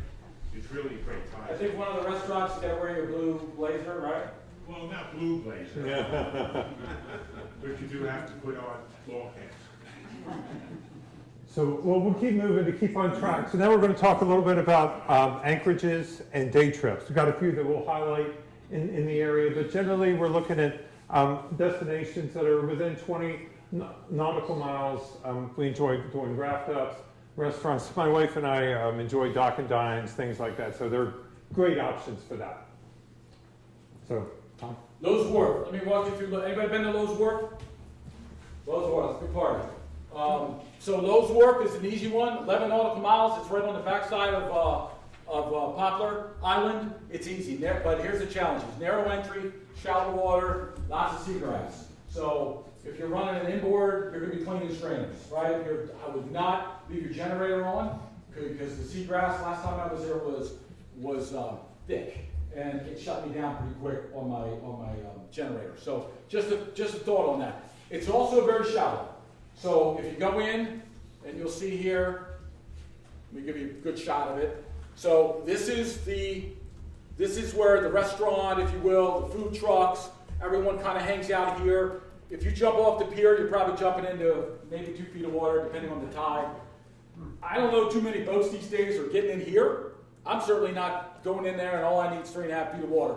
There is a young man, the son of the woman that runs this. He will run around and scoop you up in his big red, his inflatable. So he'll scoop you up, he'll run you in there. He doesn't want any money. Of course, you're going to spend it at the bar. But this is a good time. It's just one of those places, so you get to Poplar Island, you're going 2 ways from Herrington, right? You're over here, you're either going to go around the backside on the bottom, or you go around the top. Either way, it's easy to get to, it's easy to find, it's just shallow. So just keep that in mind, just shallow. There's some mooring balls in there. One word about that Poplar Island. As I understand, there's some debris that's uncharted. As they've been doing some activity on the island, they've been discarding some rocks and debris. We actually had some friends who had a really bad incident running into rocks in an uncharted part of Poplar Island. So I think you just want to give Poplar Island a wide berth. I've always gone the southern way around Poplar Island, but that's my choice. They seem to be adding to the northern part. Is that right? Yeah, that's the feedback that I heard as well, is that any of the uncharted jump into the water tends to be on the north side. Yeah. So, I mean, if you're coming from St. Michael's, or, you know, you want to stop in here on your way back, it's a good trip. It's a fun place. It's very loud. It's a good time. Just make sure that, you know, if you're going in on low tide, just know, put the out drives up or whatever. And if you're going in with inboards, or if you're going in with a sailboat, God bless you, I don't know how you're going to do some of that. You're not going to. This is not going to be your place. But Lowe's Wharf is a good time, great place. Dun Cove. So Dun Cove I actually got from Herrington Harbour. So the weekly piece that comes out, and at the bottom it says, hey, go try this place. We woke up one day and said, we're going to go try Dun Cove. Loved it. This place was fantastic. So it's right around the backside. So again, you're coming through, this is Snaps Narrows, Tillman Island. We're over here. It's an easy ride to get there. So 15 nautical miles, give or take. I would call it, so now that your secret's out about the place off St. Michael's, this is your next stop. Dun Cove is beautiful, calm, great big houses. I mean, there's plenty, but you can take your dinghy in, let the dog do his business, whatever you got to do. Gorgeous place. So it's right here on the backside. So you're either going to come through and cut through, or you're going to go around. And as PJ said, down here, just below this, there's a cut. It is clear to see on your charts. I've run it every time. I've never really slowed down to go through it. But you can make this cut and then just slide straight back up, and you're going to come right up that river and pull into Dun Cove. You'll love it. Just set that anchor. Make sure you drag it for a while. It is a muddy bottom. I think I dragged mine enough that it took me a month to get it out, but I didn't want to go anywhere overnight. So good place though. Dun Cove is a good secret. That was really Herrington Harbour. Yes, We've not been there in a few years, and at that time the cell phone coverage was bad. Isn't that great? Is it any better now? Yeah, I know. No. It's good in there, yeah. Right. Unless you're running your Elon Musk Starlink or whatever it is. Right, No. right. I kind of like that part. No one called. Right. So Dun Cove, great place to be. Tillman Island and Naps Narrows. Again, you can cut through here to get there. This can be a destination if you like. Not a lot going on here, but this is a place that many have stopped at before. There are some marinas, you know, this right up here by the bridge. There's Tillman Island Marina over here. There's a few places. There's a restaurant right here at the corner that you can pull in and grab some food if you want. There used to be, and I haven't seen it because I don't feel comfortable going back there anymore in my current boat, but there used to be a fuel dock back here that was cheap. So if you needed gas, that was the best price in town. The marina here has fuel. Just something to think about. So the marina, or the restaurant, has changed names a couple times. I looked it up. It says temporarily closed, but I'm sure summertime comes, that's going to open back up. Just keep in mind, this is a lot like Kent Narrows. So you've got a lot of current coming through here, and you definitely have a bridge. That bridge tender is very helpful. I mean, you roll up, he or she sees you, they're going to open that bridge for you. Shout them on 13, but they are very helpful. There's not a ton of traffic, you know, that's going down into the lower part of Tillman Island. So they'll move fairly fast to get that open for you. But once you come out, so going in from the on the west side or coming out on the east side, just be careful, follow those charts. It's tight. It's tight. That water's a little shallow. Is it deep enough for sailboats or? Yes, yeah, you can get a sailboat. I mean, they dredged, so they dredged this side within the last couple of years. When you come out the backside, it kind of cuts this way until it opens up, but you could get through there. You don't see a ton of them back there. I probably would go around because it's not that far, but it is safe. Yeah, I probably wouldn't go through there. The trouble is, you've got current, it's not very wide. You've got a lot of, you've got, the commercial crabbers and so forth, the commercial watermen are in and out of here. They don't believe in 6 knots. You'll get some boat traffic. There's a marina right here, and there's a floating dock that people will tie up to on both sides. So if you have a small boat, they'll tie up on the back side of it. So you do have traffic moving in and out of there. I'd probably go around if I was in a sailboat. That would be my thing. Okay. The West River and Rhode River are pretty popular destinations that aren't too far away. Great for day trips, anchoring, and so on. So you see really just the next river just north of us. So I'll just show you a map here. So you go around and you go down into the West River, or you can go up into the Rhode River. Actually, remember the story this past summer about Lovebug, the boat that sank? That was right about here at the entrance of the West River. So it was a good opportunity to see that and that operation to bring it up. But be careful about the temptation to cut this short. My first or second season in boating, I'm getting ready to tell you 2 running aground stories, by the way.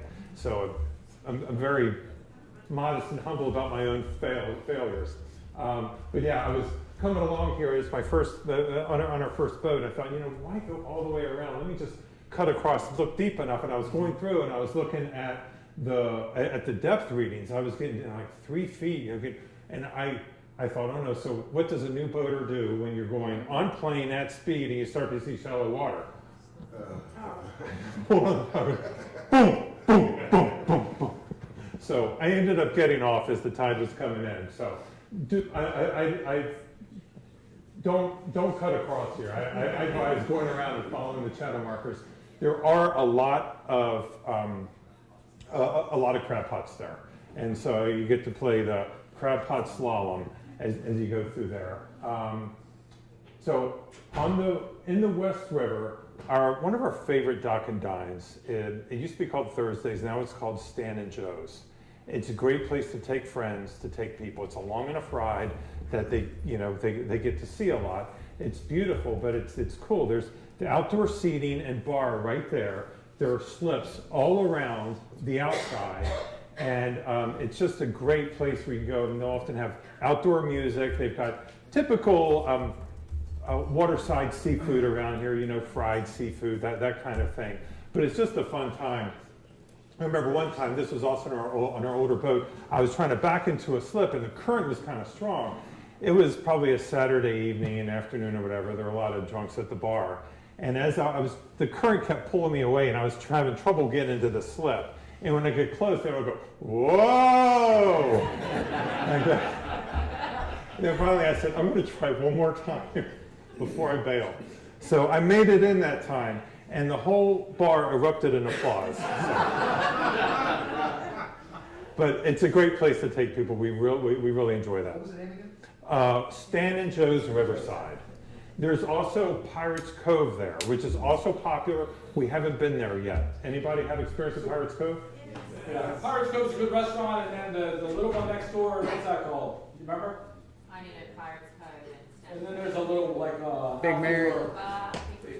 Yeah. Big Mary's Dock Bar. There you go. Big Mary's Dock. Hey, one other thing about the West River, Herrington Harbour bought Harchie Yacht Harbor about 4 years ago. So stop in there and see us. We've got 42 mooring balls. You can grab a mooring ball for $1 a foot per night. And if you can't get into the Stan and Joe's, just come over. I'll give you a free slip if you're a Herrington slip holder for the day to go get lunch. We have loaner bikes and kayaks there you can grab too. So awesome. So you can just dock. We have a transient dock there at Harchie's. You can grab a spot there and ride a bike over, and I won't charge you. Thank you. Harchie Yacht Harbor. So, that's the West River. So going up to the Rhode River, there's not a lot there as far as, oh, did you have a question? Oh, there's not a lot there as far as restaurants and things like that, but it's a very peaceful, nice place to anchor. Get out, swim, things like that. You see a lot. There's a little island in the middle up there that people explore. So I'll tell you I've run aground twice, and this is the second time. It had been a long time since I was there, and I had forgotten some of the navigational nuances, and I guess I just wasn't attentive enough. But my wife and I were going through, and we saw a little marker just on our port side. And I said, honey, can you read that? And what does it say? I forget, I think it said danger or something. It says shallow water. All right. So that's interesting. And look, there's one over there on our starboard side and one ahead of us. No, there was a triangle. Yeah, triangle. Middle of the triangle. Oh, and so then I put it all, right after I put it all together, went thump. So fortunately I was at idle speed, but it was about 95 degrees, a really hot, humid day. I didn't want to run the generator because I didn't want it pulling in, sand or debris or anything like that. So we just sat out there, wait for Towboat US to pick us off. I was hoping that the tide, which it was a rising tide, I thought would pull us off, but all of the traffic coming in just kept pushing us farther and farther onto the sandbar. So be careful on the Rhode River. It's not 6 knots back there, so you'll get small boats that'll fly through there. 30 years ago, there used to be 3 islands back there. Yes. And if you go now, there's 2 islands back there. And that Devil's Triangle used to be an island, and I just steered right up there, and I saw those marks stop just before that. I go, where the hell did the island go? So the bay in action. Yep. So growing up there, I went to Camp Letts, I worked at Camp Letts, I taught water skiing at Camp Letts. High Island is now the sandbar. Big Island is what the island you guys are talking about that people explore. 4th of July weekend, don't go there, it is just packed. But that Devil's Triangle used to be a climbable island, and we literally used to sit on the floating docks and just watch people. As the island got smaller and the sandbar got bigger, it was just so sad to see what's happening. I'm a certain number of years old, and to see that change, it's just sad. But it's a great place for water skiing too, so, except in that whole area.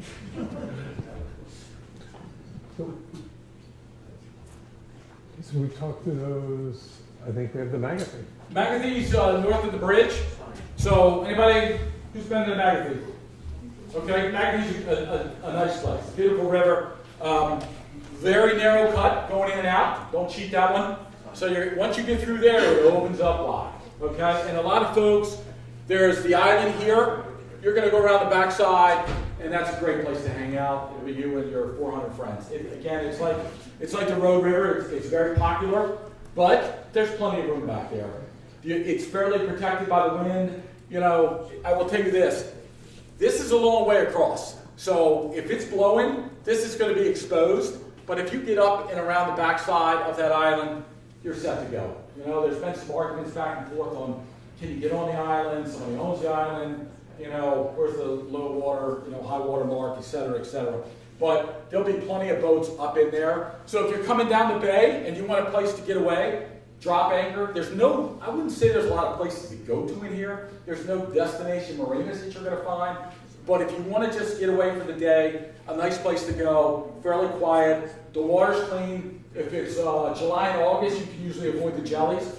In my 50 years, I probably have not seen too many jellies up in the Magathee. So it's a great place to get away if you want to go. Harbour Island, a little farther up, it's probably even cleaner water and even less salt. I mean, this is mildly brackish. That's why you're not getting the jellies, and then if you go a little farther up, it's even better. So, good place, the Dobbins Island, good place to go. Again, you're not going to get on and off the island. There's a debate on that going back and forth I've seen. So, here's some other locations. So we've done this. This is in the fall, they do a concert. And that concert is on the back of some trawlers they tie up. And we've gone there, so the band is playing right in here. And it's an absolute good time. I don't know if any of you ever been to that? Yeah, great time. If you got a dinghy, even better. If you're going to anchor and just listen and swim over, take your life jacket. Because it'll be, just like you see there, it'll be full of dinghies, but again, it's typically in the fall. It's weather dependent at this point. Once you get to September and October, in Tom's opinion, everything's a little weather dependent. I have left there when Virginia Beach was getting a storm of a lifetime, and I got to meet it right in the mouth of the Eastern Bay, and that was a rough ride. So again, it's one of those places, just pick your day, time of the year is going to matter, but that is a very, very good place to go. Drop an anchor, stay a night. All I would caution you with, the last time we were there, the wind picked up, we looked over to the left, and there were about 5 or 6 boats rafted up. These are not little boats. These are big boats. 2 or 3 of them sailboats, 1 or 2 of them yachts, and they were moving. They didn't mean to be moving, but they were moving. And then I saw all the dinghies racing out to get it. And they were all tied together. They got caught by that wind. It's mud. So whoever was the primary, it didn't hold. So all I would do is encourage you, make sure when you drop, you dig that anchor in, you dig it in well. Just a quick point of order, sailboats are yachts as well. Touche. From the naval architect. So let's talk about some resources that are available. I'm sure that everyone has some of their favorite things. Again, we'll make the slides available after this. And if there's any other resources that you have that aren't on here, please feel free to share them. Of course, there's Chesapeake Bay Magazine, which is a favorite, very popular. Prop Talk and Fish Talk and Spin Sheet you can get typically at the restaurants at the doors around here, where they're freely available and have a lot of information about boating and activities nearby. Of course, anytime you travel, obviously the destination Marina is very helpful. Chamber of Commerce websites, other yacht clubs. Lots of cruising guides out there. There's the one Spiral Bound that we would buy every couple years, not every year. Bay doesn't change that often. So other resources, a lot of these are like apps and websites. So like for navigation, I use Navionics a lot, and actually, particularly when I'm in unfamiliar places, I'll have my chart plotter, that being my main thing, but actually I'll sometimes have Navionics at the same time, just to double check some things, because it does give you a nice different view. And Active Captain is integrated into Navionics, and Active Captain also provides some great information about local lore and knowledge and things like that. Dockwall and Snag-a-Slip, great for for identifying and reserving. Most are using that today. Most of the places that we go, we'll have to use Dockwall. So that seems to become very popular. Yep. Number of websites here, baydreaming.com and so on. And actually another one that my wife pointed out, not exactly a website here. Do you want to tell the story about planning Chesterfield? Chestertown, I mean. Oh, PJ and I are hosting the Chestertown cruise later this season, and we were trying to look for something different to do that's not, we'll host a happy hour and we'll do the brunch and everything. So I had ChatGPT, I asked it to create a scavenger hunt that would start and end at the marina and would be walkable in no more than an hour. It came up with the most fun trip that stops like 8 or 9 places, so a great way to, I don't know that much about Chestertown, but a great way to promote it. Yeah, it's so true. More and more we find that AI tools, just if you're in doubt, just ask AI and you'll be amazed at the results. Yes, Laney. So the Herrington Harbour Sailing Association is having a sailboat-oriented event like this on Sunday, March 16th. But it's going to be very oriented toward the needs of sailboaters. And that's available on the hhsa.org website. Good point, thank you. Another one that I really enjoy that maybe doesn't have a lot of practical knowledge, the one I use is Marine Traffic, but these apps that track the boats that are on AIS, and so you're going along, you see, I wonder where that ship is, where it's come from. That's fun. It can be practical. For me, it's mainly a novelty. Other resources apps, so weather apps. I usually triangulate between the NOAA app and a couple other apps. I find that NOAA tends to be a little more conservative, which I appreciate, and then the other is a little less so. It kind of helps me, especially if weather is unsettled. That windy app is fantastic. It gives you a visual view of where the wind's going, specific times, and it's accurate. I mean, it's always been very accurate. It's always been spot on. It's probably for one me. of the best apps Yeah. that was created. Yeah. Anybody use something besides Windy and get great results? Windfinder is okay, Windfinder? but it's not as good as Windy. Okay. And another one that isn't up here that I was thinking through, has anyone taken a class at the Annapolis School of Seamanship? Okay, the few, yeah. So when I first got a boat, I took the marine diesel class, and it was fantastic. Actually, someone who owns a business here at Herrington North taught that class at the time. I think he still teaches it, Scott Siegel. And I learned so much, and it gave me so much confidence. So it's a 2-day class over the weekend, and just this past spring, I took the Marine Electronics Basics class, another 2-day class, which was fantastic. And each time, the instructors were excellent, the lessons were hands-on. What I walked away from was very practical. I would go to class all day, and I would take notes, then I'd go to my boat afterwards, and I would, study things and all. So that's another resource that is worth considering. The people in the Annapolis School of Seamanship are the same people who own Chesapeake Bay magazine, by the way. It's in the same office. Then, of course, safety resources, obviously, U.S. Coast Guard, and always create a float plan when you go out, notify someone where you're going, departure checklist, and so on. Those are always very important. So, as far as what to do next, we'd strongly encourage you after this. We'll have a little time, talk to the members. Hey, members, can you raise your hand one more time, please? So you look around, anyone you want to talk to, please feel free. For Tom and me, if you have any questions, we'll stick around for a bit. Can I talk about the website? Absolutely, Mark. Yes. So the website is hbyc.org. There's an hbyc.com. That is not us. So you go to or. You don't need to be a member to go to the website. Every event you've heard about, the land events, the cruise events are already posted, described. And he does a great job in making sure that if you are going to go on one of the cruises, you know who to contact as far as making your reservation. It used to be done through the club, but now it's just easier to do .club if that's how they want their reservation, or call it the Marina. All that information is there. And a fuller description of everything that what you heard today. So we encourage you to do that. That's what Jennifer and I did before we joined. We didn't know what we'd be getting into. You got a little bit of flavor of it today. But we went to the website, we saw not only what we are going to do, but what we've done in the past. You go down to the bottom of the page, the list, and just do previous, and you can see, you go back a couple of years is what this club has done. We also post pictures. I'm a little bit behind in some of those. But if you go to the photo page, you'll see it's people just like I see here in this room. We didn't want to join a hoity-toity club. This is not a hoity-toity club. And Tom is evidence of that. This is true.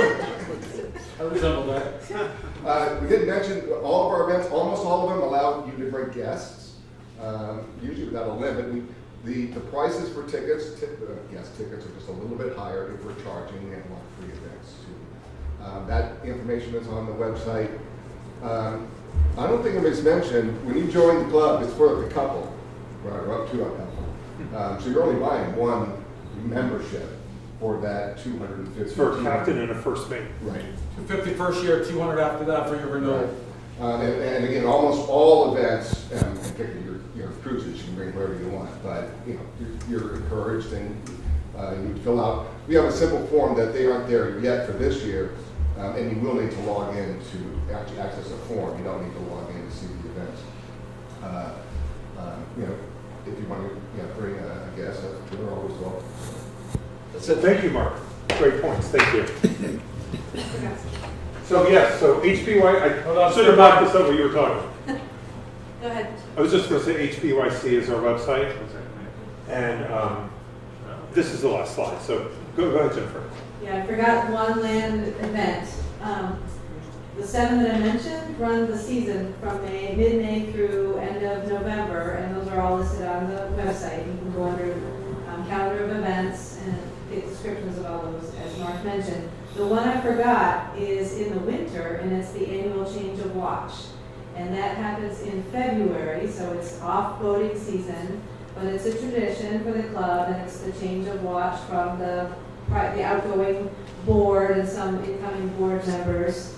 And in years past, I understand it was always a ball. It was more of a formal event, and the club feedback on surveys has suggested that not everybody wants a formal event in the winter. And so we've gone to something more on a rotating basis, where this past, just a few weeks ago, we were in Alexandria, and we had dinner at Blackwall Hitch, brunch the next morning, and some people opted to stay in the hotel overnight.